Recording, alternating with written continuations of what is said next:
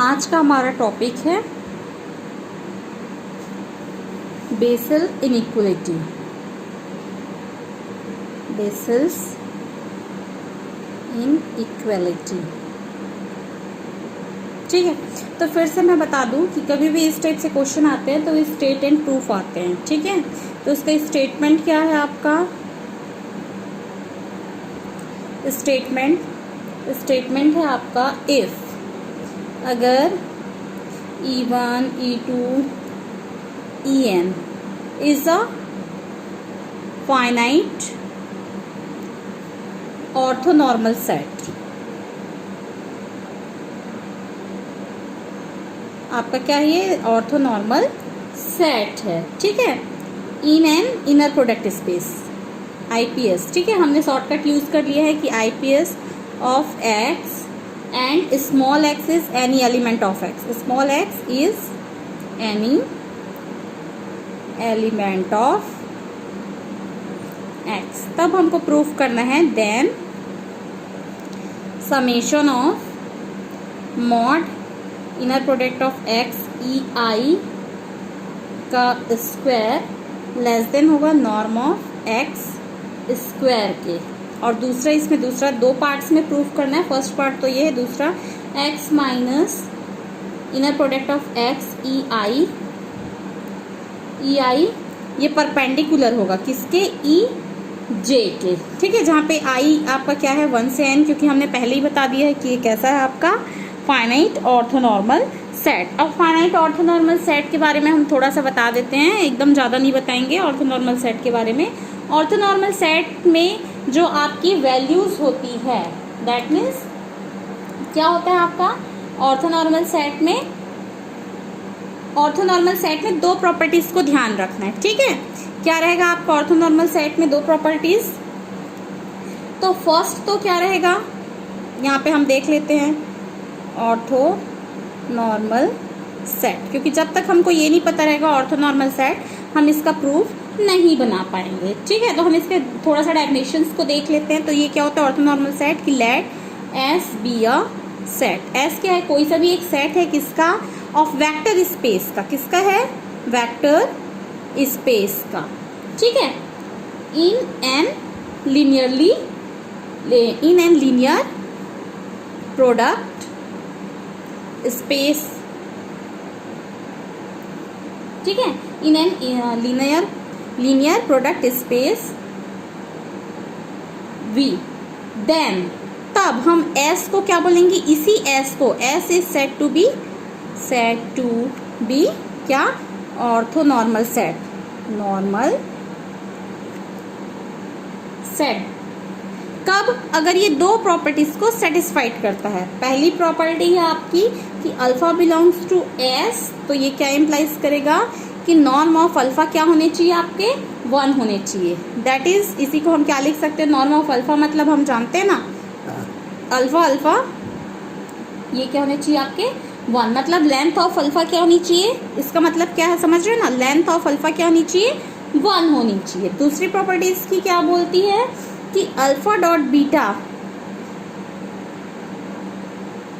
Alpha और beta belongs to S है, ठीक है, ठीक। और अल्फा क्या है? नॉट इक्वल्स टू बीटा है। तब आपको क्या मिलना चाहिए?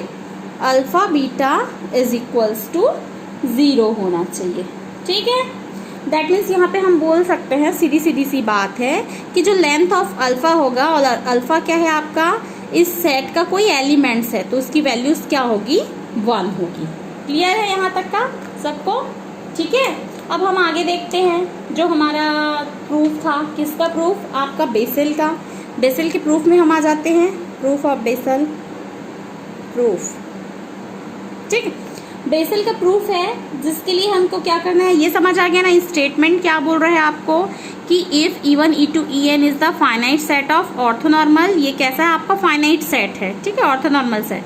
IPS inner product space of X में X एलिमेंट है किसका? इस इनर प्रोडक्ट स्पेस का, ठीक है। तो आपके ये वाली दो प्रॉपर्टीज है, दो चीजें, वो आपकी क्या होनी चाहिए?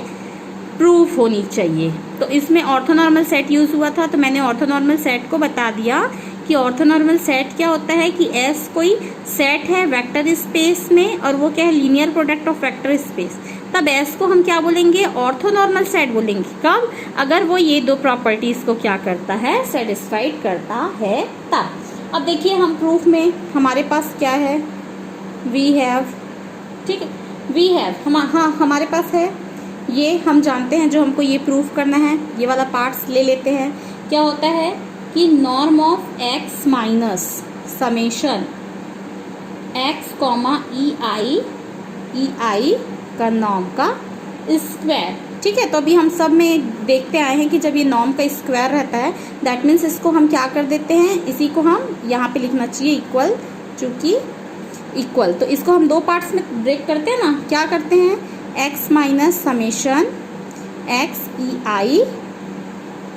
आई, ठीक है, एक पार्ट हुआ कॉमा करके एक्स माइनस समेशन एक्स ई जे, ठीक है। ऐसा हम दो क्यों कर रहे हैं, एक को हम आई ले लेते हैं और दूसरे को हम क्या ले लेते हैं जे ले लेते हैं, ठीक है, क्लियर है। एक को हम क्या ले लेंगे आई ले लेंगे 1 से n और एक को हम क्या ले लेंगे j इक्वल्स टू 1 से n, ठीक है, क्लियर है ना। अब देखिए इसी को फिर अभी तक हमने जो काम करते आया है कि इस x को इसके साथ ऑपरेट करेंगे, x के साथ, फिर x को इस पूरे के साथ ऑपरेट करेंगे, ये वाली वैल्यूज है जो इसको फिर x के साथ और ये वाली वैल्यूज को फिर इसके साथ ऑपरेट करना हमने बहुत बार सीखा है, ठीक है, इसमें कोई दिक्कत वाली बात तो है नहीं। तो हम करते हैं आगे, ठीक है। क्या हो जाएगा आपका ऑपरेट करेंगे तो x को इस पूरे के साथ ऑपरेट कर रहे हैं ना, तो x comma X minus summation x comma E J, ठीक है। एक में आपका ऑपरेट हो गया, बीच में क्या आ जाएगा आपका माइनस आ जाएगा। फिर से अब देखो इसका इस पूरे के साथ ऑपरेट करेंगे तो फिर से हम क्या कर देंगे समेशन x कॉमा ई आई, ठीक है। अब पूरे को हम ऑपरेट कर रहे हैं तो यहाँ पे क्या आ जाएगा E I comma X minus summation of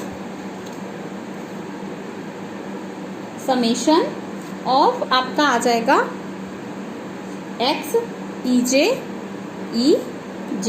ठीक है, और यहाँ पे ब्रैकेट क्लोज। क्लियर है ना, समझ आ रहा है। इस x को इस पूरी वैल्यू के साथ यहाँ पे हमने ऑपरेट किया है, फिर इस x inner product of X E I जो था ये वाली वैल्यू, इस पूरे को किसके साथ ऑपरेट किया है, इसके साथ ऑपरेट किया है। क्लियर है ना, क्या बोलना चाह रहे हैं हम, ठीक है। तो ये अब इसके आगे इसी को हम सॉल्व करते हैं फिर नेक्स्ट। तो क्या हो जाएगा आपका, आगे देखते जाएंगे आप लोग, आपके पास वीडियो में है पहले से ही। क्या हो जाएंगे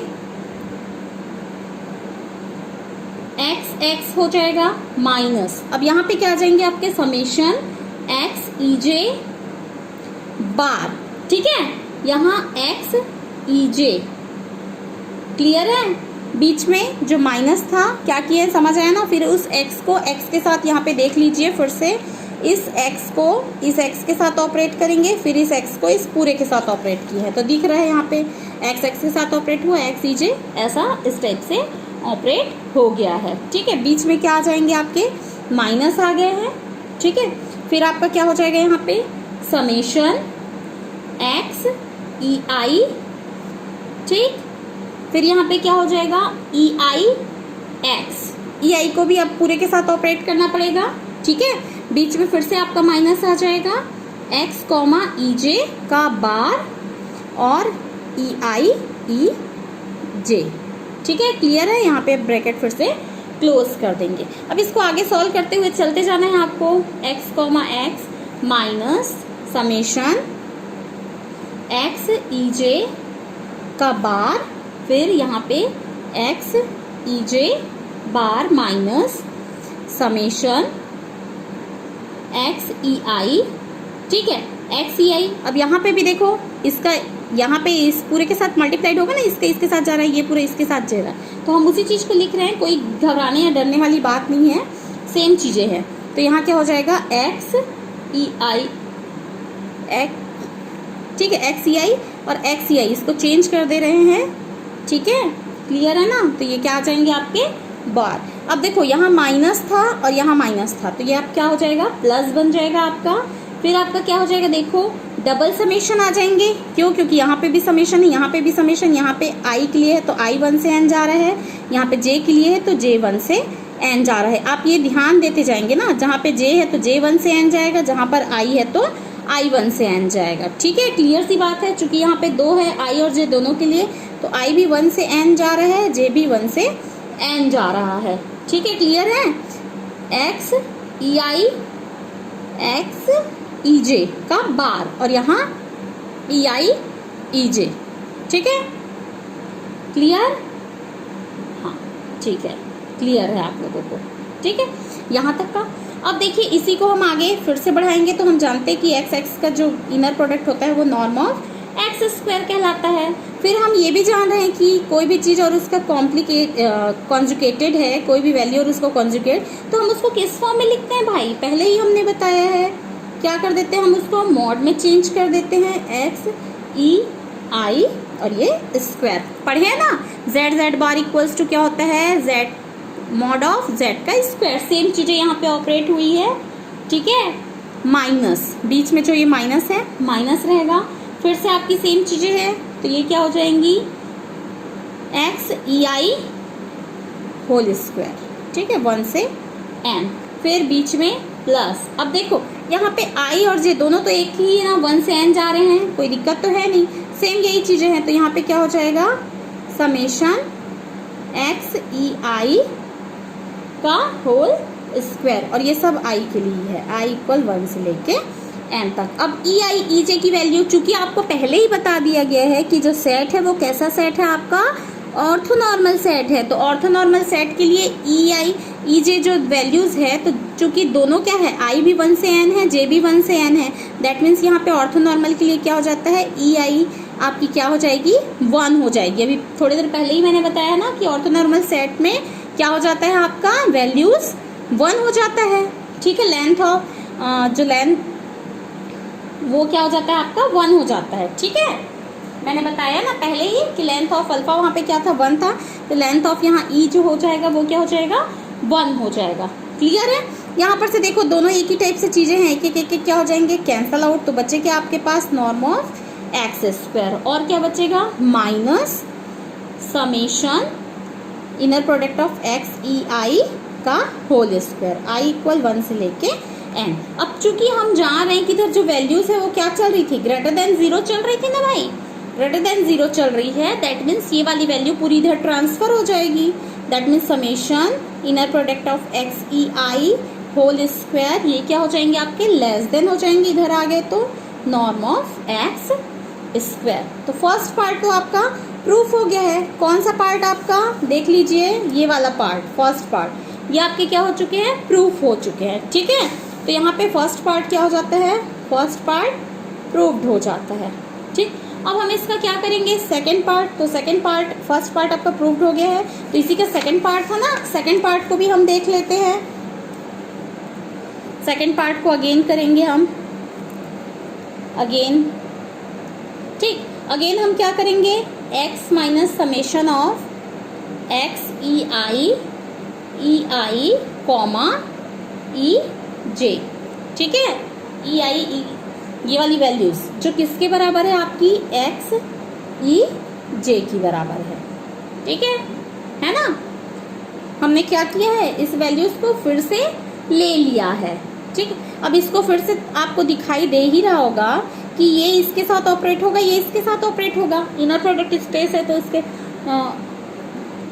डेफिनेशन से। ठीक, यहाँ पे बीच में क्या आ जाएगा, माइनस आ जाएगा, यहाँ पे समेशन एक्स ई आई और ई आई ई जे। क्लियर है ना, समझ आ रहा है ना।